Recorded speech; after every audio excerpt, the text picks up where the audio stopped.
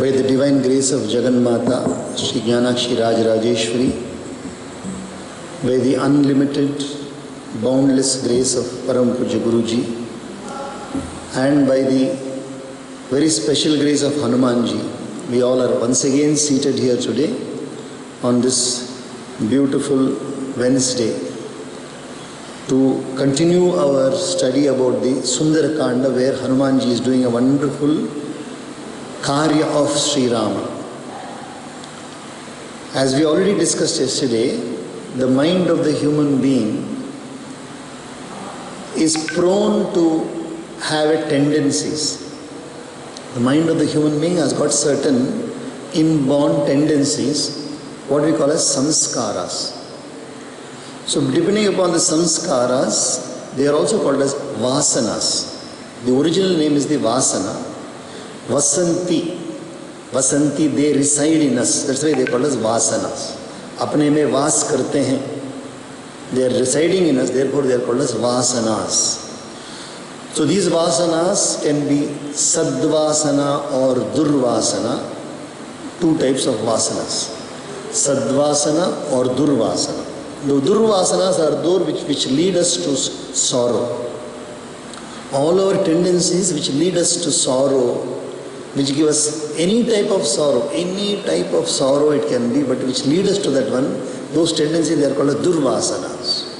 Sadvasanas are those vasanas which lead us to do dharma, and these vasanas give us the capacity to bear also any onslaught of difficulties.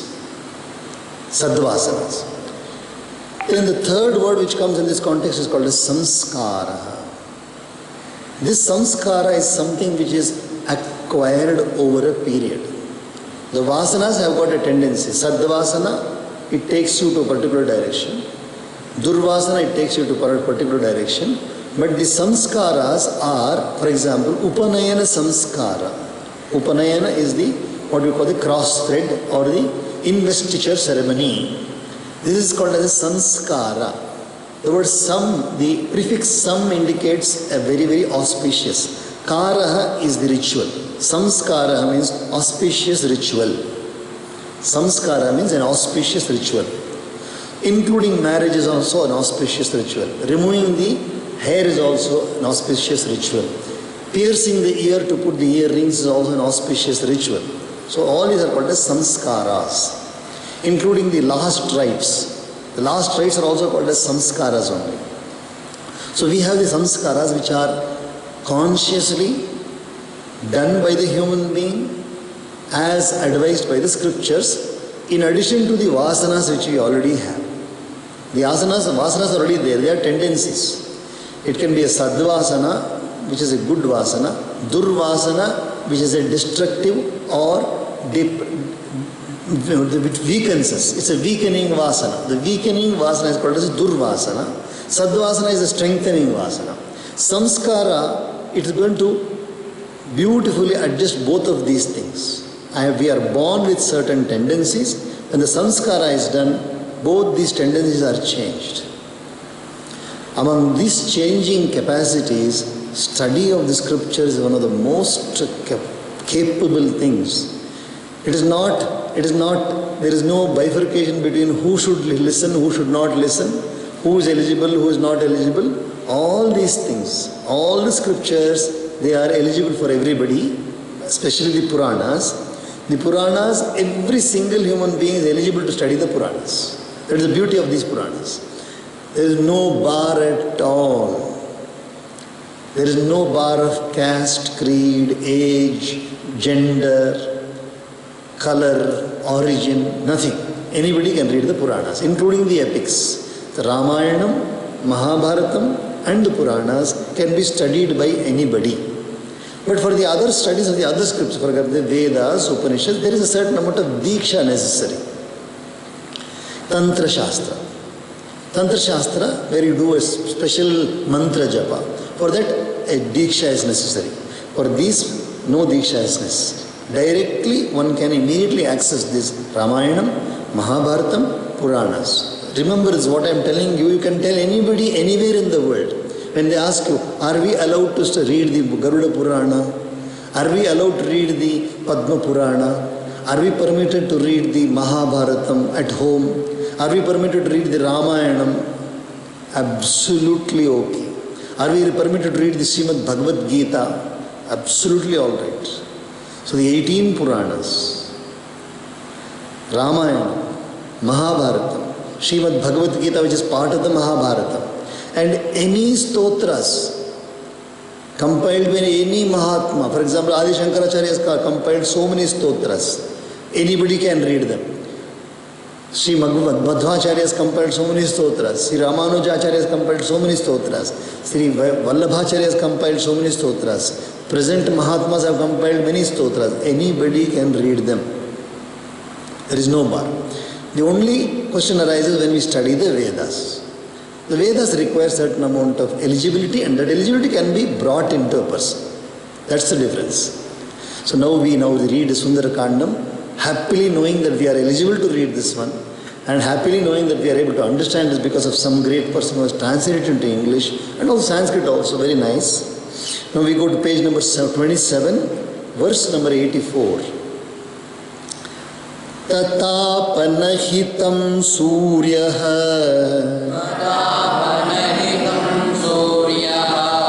plavantam vanarottamam sisheve cha tada vayu ramakaryartha siddhaye. Now nature is now responding to the work of Hanuman. We should remember this very much. When any human being starts a good activity, then God starts. That is, it said, no? Half effort from your side. He who helps himself, God helps those who help themselves. This is to remember. Hanuman is now going, so this scorching heat is there, sun's heat is there, and the wind is also there. How are they responding? Beautiful responding. Then the sun did not scorch Hanuman, the best among the Vanaras, who was flying for Rama's welfare. The wind god Vayu also served him with a delightful breeze. There was a very great lady personality in the Mahabharatam. Her name is Nalayani. Sometime occasion I will tell you the story of Nalayani, very beautiful story. Nalayani. She was the daughter of Nala Maharaja. Nala Maharaja's wife is Damayanti and daughter is Nalayani. So Nalayani, when she went for a particular good activity, she went to the forest in the midnight for a good activity. When she went there, because there was no light, the serpents used to come and give their money and give light to her. Serpents had money in them. Instead of hurting her, they used to come and stand and give light, making a pathway to her. That was the power she had. So whenever a person sets out to a very good activity, dharmic activity, God will be with them. Nature will also start responding positively. So Hanuman is now getting the help of Surya Bhagavan, his own guru, and Vayu Bhagavan, his father. Both are helping Hanuman. Rishayastushtuvuschaiva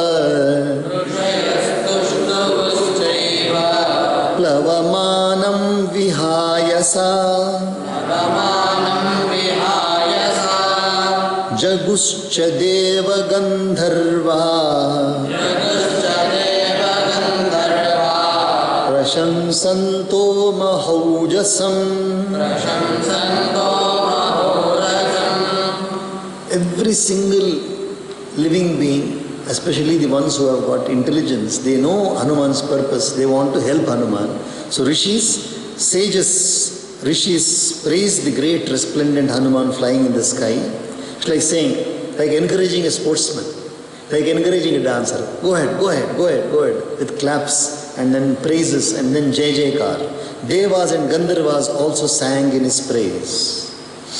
Immediately, Nagascha tushtur yaksha Rakshansi vibudha khaga प्रेक्ष्य सर्वे कपिवरम् सहसा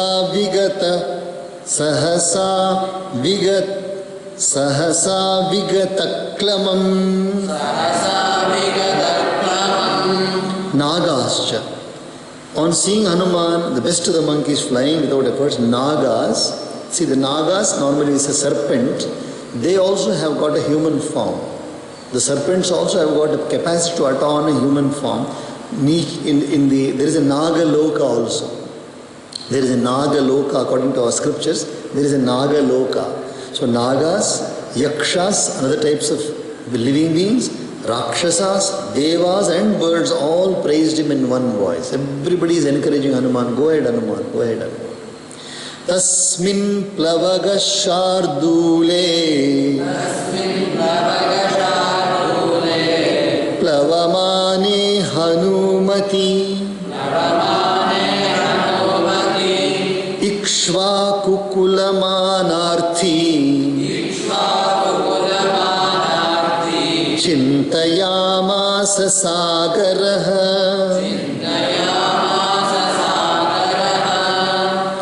While that best among Vanaras Hanuman was flying, the god of the ocean thought thus for the respect of the Ikshvaku dynasty. The dynasty in which Sri Rama is born. It is called as Surya Vamsha. It is also called as Ikshvaku Vamsha. It is also called as Raghu Vamsha. That particular clan. So Ikshvaku was the disciple of Manu. Manurikshvakave abravit. So Ikshvaku comes after Manu. It is the first human being. So this Ikshvaku Vamsha is adorable Vamsha. The Surya Vamsha is an adorable Vamsha because they had such wonderful conduct and an etiquette. They had a very, very beautiful tradition. So the Sagara, that is the king of the ocean, Sagara Maharaja is thinking, now Hanuman is going for the work of the Ikshvaku dynasty. I am a person who has received. In fact, Sagara had received some help in the past from this dynasty. So I must definitely help Hanuman to go ahead. Let me see what I can do. So the Sagara Maharaja is thinking. So we will pause here today. We will continue with the Sri Ramayana.